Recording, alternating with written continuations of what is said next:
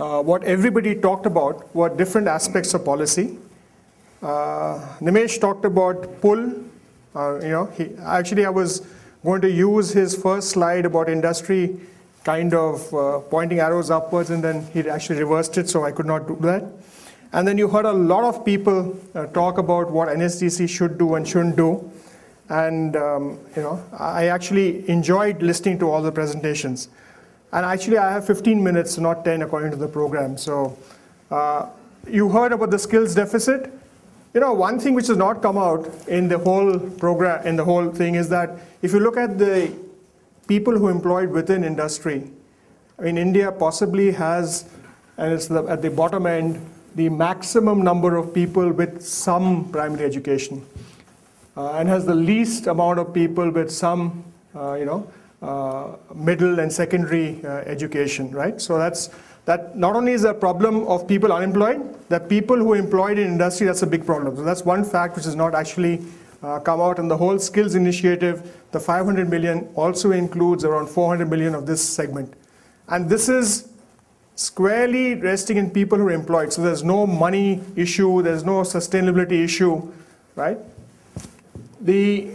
Now this actually amplifies the point a little bit further, because you talked about only 2% in India are kind of got the vocational training versus UK 68%, but you have Germany, Japan, Korea, which have higher numbers. What is interesting is you saw the first slide where people in service are unskilled, okay? But if you look at the percentage of people who have been skilled in-house, that means you would expect, if I'm a firm, if I have people who are not skilled, I'd send them out for training. Now, you always have this comparison between China and India. So China sends over 90% of their people in service people for training. India is at the bottom of the pile, below Ethiopia, Zambia, Montenegro, Sri Lanka, etc., etc. So this is a mindset issue, and people are not within industry doing that. And this itself is a huge opportunity. And I've actually, because a lot of this will be required by you in terms of data sets, this is a team lead survey of saying the problem is not uniform across the country. If you see the number of people who are skilled, it varies from different things. And surprisingly, Kerala, okay? But if you think about Kerala, it's not a surprise, because what was the economic development model of Kerala? Not literacy. The economic development model of Kerala was skill development. Literacy followed the people who went out, the plumbers, the electricians, the drivers, precisely the people whom we say are unsustainable or you don't want to become. They're the people who migrated from, moved out from Kerala, went out, got money back, and then you see the significant difference it has made to the state. I mean, can India replicate Kerala? Question. I believe it can.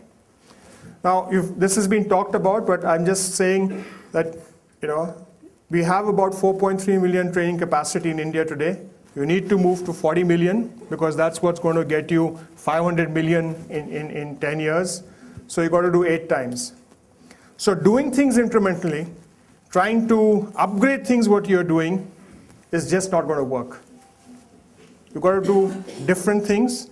You can't even do things differently. You've got to just do different things. You've got to learn from the world and do what the world has never done before. There is no example, someone mentioned it, there is no example anywhere in the world of any country trying to do this. You gave it a different acronym, but this is really something which has never been done before. Problem is growing every year. You heard this, the gross enrollment ratios. So everybody is, if you look at what Kapil Sibal is trying to do, he's trying to increase the GER. But every year you have this huge lot of people who are dropping out. What do you do about them?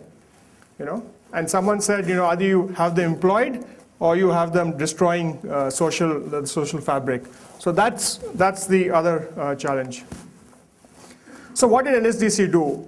We did a skill gap survey in 21 sectors of the economy. One is not a sector, it's the unorganized sector, or the things of beauticians. The Javed Habib thing was very good. Incidentally, Hindustan Lever is thinking of a 1 million plus thing like that. And we found that about industry, if it were to grow at a conservative rate of 7 to 8%, because this was done at the height of the slowdown. So even the consultants were very, very conservative. And they said if you have to grow, and if you don't provide 240 to 250 million jobs in the industrial segment, right? Industry cannot grow by 7 to 8%, right? Okay. So you need 240 million people. The target is 500 million people, so I'll come to that, how you address that. But there is a viable skill industry which exists in this segment across these different segments. And each one is broken down for, you can go to the website, nsdcindia.org, get the details of each skill gap that is there, okay? So what is NSDC trying to do? You know, as a 500 million target, does anybody have an idea of what 500 million means? Okay, in simple terms, it means 136,000 people a day graduating or getting a skill. Okay, that's the scale we are talking about every day from now till 2022. And for NSDC, it's a little more manageable. It's only 45,000 people a day that we've got to ensure that go through the NSDC system, which is here. So the Prime Minister is leading it. There is a National Skill Development Board which is trying to coordinate the activities of 17 ministries and the NSDC. NSDC is a public-private partnership. I come from the private sector, but 49% of me is now owned by the government, and the other 51% is so far owned between the CII, FICCI, ASSOCHAM, SIAM, where I used to be the Director General, and incidentally, SIAM is possibly the largest training organization in the country. I would say we, but they did 500,000 drivers last year. And CITI is the textile industry, CREDA is construction, leather, gems and jewelry. So if you look at the last three, textiles, gems, jewelry, leather, traditional industry, CREDA, construction, and now NASSCOM has joined. NASSCOM has just joined as the 9th thing, and we have kept the 10th space for the healthcare sector. The first thing NSDC did was we are not funding annual grants. We're not going to give grants. We're not going to give you 10,400 rupees for training in the rural area, or we're not going to replicate what Ramol is doing. We want you to come with a 10-year business plan, and we're going to monitor the entire life of the project. Okay? I'm in a business school, so you know what it takes to make a 10-year business plan. You start thinking differently. It's not, you know. Second, we said we are looking at the unorganized sector and the high growth industries, all right? You know, it costs to train a deep sea driver 1.3 crores, okay? You did all those numbers of multiples. His monthly salary is actually 2.5 lakhs, okay? But still, you know, somewhere different X kind of a thing. Like Hari mentioned, we are entrusted with the responsibility of creating standards and accreditation, setting up sector skills councils. Incidentally, plumbing is also there. We've identified the group that's going to the Plumbing Sector Skills Council, and we're going to dovetail with the Abalan's SSPs, and that's going to actually happen. We've done a first study, but we intend to disaggregate this and do like disaggregate it. I was very interested with Dr. Reddy has done at the village level, because that's what we'll do. We are mandated to train the trainer institutions. So we help in creating, funding, incentivizing, enabling, and supporting, okay? So we've done our first joint venture with the Bharti Group. They're going to do 11.57 million people in 10 years. Unheard of. These numbers were not, we've taken a 27% equity, and the total size of the project is 13 crores. And they will end up by giving 10,000 rupees scholarship to all the sectors that people are trying to address through MES or through the Ministry of Rural Development or Gujarat government, etc., etc. But they will end up because they're going to a sustainable model. Okay? You were talking about the 400 crore cap, and I actually did some. So if 10,000 is the average cost of training, $1 million a year, they're already a 1,000 crore company. So we want to create about 15, 20 of them. We do viability gap funding. ILFS wants to set up 100 ITIs. The ITIs is kind of 3 crores for modernization. They're setting up at 1.48 crores. 123 crores given to them. We enable and create the support system. Okay? It'll vary by segment. So while we are predominantly giving a soft loan at 6% with moratoriums on principal interest ranging from 1 year to 4 years. We also have an element of grant because if there's a viability gap funding, depending on which segment that you're in. 13 of the 20 sectors have already been impacted. If you see this slide, and I was very interested by what the previous speaker said, the funded projects are covering 160 locations. I'm sure a lot of you don't know some of the towns here. They are in, Gajpati is a Naxalite area, but I'll come to that later. But this is where we are doing that. There are mandis, there are different places which are there. 2 case studies, half a minute each.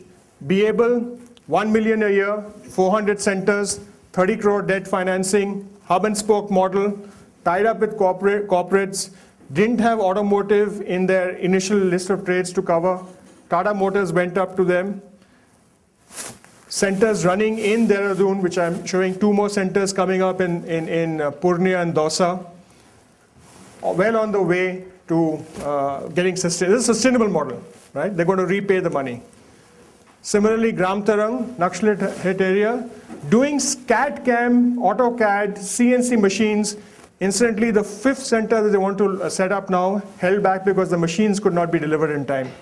But again, wanted to do 10,000 people. This is a pilot. We didn't know whether he would succeed. Now he's going to come back for second round of financing. He's an IIM professor, set up the Centurion Group of Industries, target 500 crores in 5 years. That's what his ambition is. So what do you need to do? Sector skills councils, we need to set them up. It's very important. The loans for vocational courses, very important. We might set up a guarantee fund for doing that. The finance minister talked about it in this meeting with us last Monday. The skill loan is not a product. People have talked about it. We need a skill loan, just as the education loan, but a cap size of 20,000 rupees. We need a voucher system to come in. Hari talked about the qualifications framework. We are working on that. Train the trainer systems and labor management information system. So the good news is that most of this was talked about, so I need not actually talk to you about this. 2 things we want industry to do. Industry must pay a placement fee. Every problem that you heard, the moment they start paying a placement fee to Dr. Reddy's, they will move from a grant mode and hopefully scale up with us, not reaching 750 crores, but maybe 7,500 crores, because that's the opportunity. They pay a placement fee, and then they do everything what Hari wants them to do in terms of assessment and Ambalan about the certification, etc. It's a very simple thing. It's, what needs to be done, everybody knows. The challenge is to do execution. The sector skills councils, I will not talk about this, but you need to have all the trade unions represented, industry members, government bodies, industry associations, business leaders. The chairman of the Alliance of Sector Skills Councils in the UK is the chairman of BT. Okay? The CEO of the retail group is actually going to come out from the head of logistics and training from the Reliance Industries is going to move from there and head the Sector Skills Council. We're looking at someone like Nagesh or someone of that, or Mr. Biani or someone actually being the chairman. So then it'll be industry-wide kind of initiative. This is required to be done. And 28 years ago, two colleagues got together, set up a company. That time the difference was that there were 600 jobs going, and there are 200,000 people looking for jobs. Okay? Today they do 500,000 people annually. This company is none other than NIIT, which you have actually referred to as the largest. And their model again is a service delivery model. It is not a profit-making thing at the moment. It is dependent on government grants, etc., and very little on the IT segment. But who are we funding? 3 people, I'm giving you 3 examples. iStar, which is the one which is doing, is an alumni from IIM Ahmedabad. And EduBridge is IIM Bangalore. GRASS, which is IIMC. iStar is 2005 batch, 1 girl and 1 boy. Girl chucked up her job with Goldman Sachs. Boy chucked up his job with Microsoft. Want to train 1 million people in 10 years. Funding is not huge. They're only asking for 1.9 crores. Okay? And they're willing to take a loan. Right? Grass is slightly more capital intensive, so it's about 60 crores. EduBridge is about 3.2 crores. Right?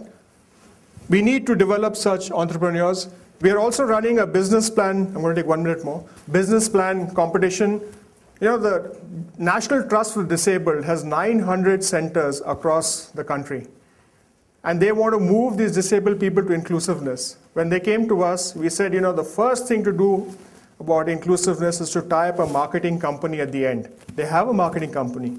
The marketing company's problem is that they can't get quality and quantity from these centers. So we suggested, why don't you run a business plan competition and turn inclusiveness on its head?